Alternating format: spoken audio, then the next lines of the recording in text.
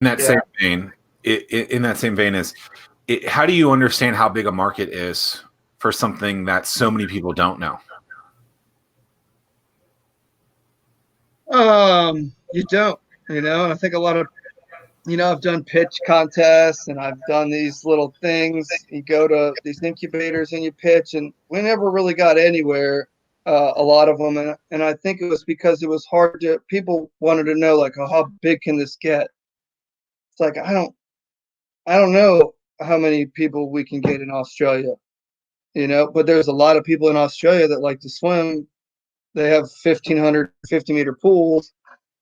And they need this. This is something that really still hasn't been fully completed to do the entire circle, so that everyone that's involved is really paying attention to every single swim practice.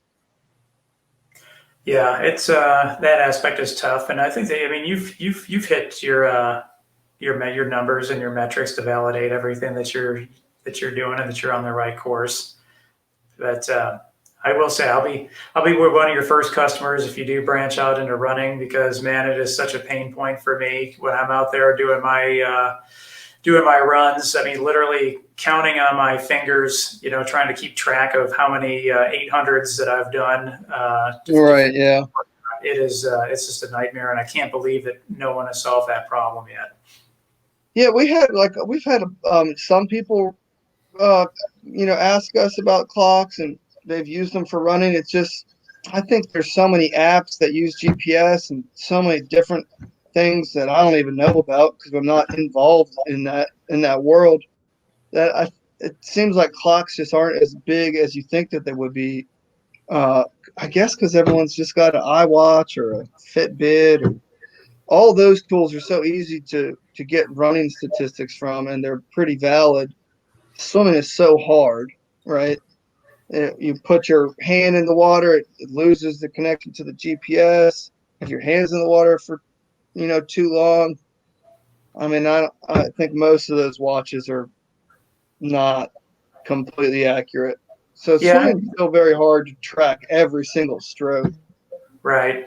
And I think that the watches and the Fitbits probably satisfy 80% of the people. But I mean, like swimming, if a running workout could be doing 16 800s on 330s, and then a 330 recovery in between, and it gets mentally, you're so fatigued from the workout that you're like, it's so hard to remember, where you're at in the workout. But yeah, well, we can plug that into the Swimnerd pace clock with just a couple clicks, and boom, 16 800s on 330, no sweat. Boom, boom, done. Because I think the meticulousness of a swim practice is harder, though, because it's a shorter distance, right? And so in the run world, a mile there's a little bit more of a variable there. But it's all time, right?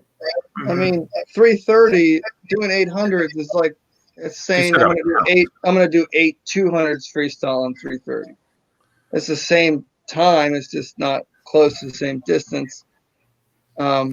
Yeah, I mean, it's all the same stuff, right? It's reps and intervals. There are some interesting use cases. We sold a bunch to Amazon, actually. Like one warehouse guy found my clock on Amazon and bought it and loves it because he keeps track of his warehouse guys. And they bought a bunch more. So they like the clock for non-swimming reasons. Yeah.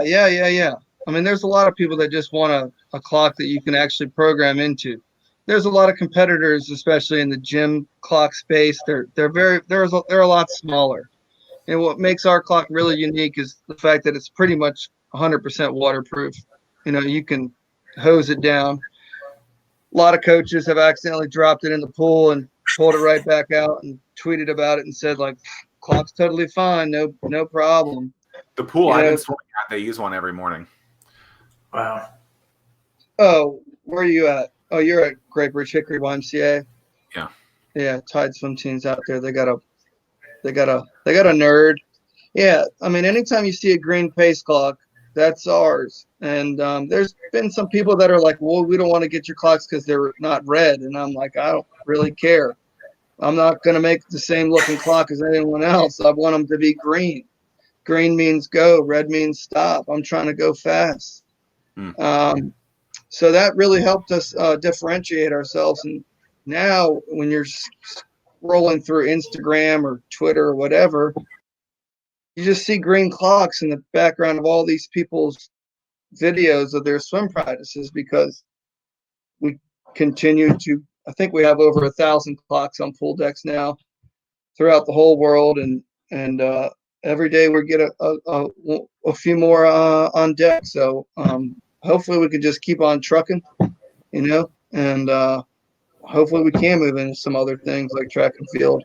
I mean, I have looked at it specifically. They really need a double-sided clock that's waterproof, that needs a battery.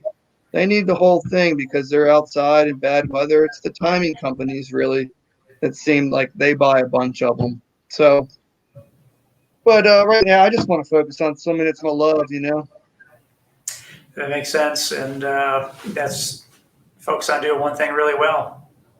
Yeah, that's right.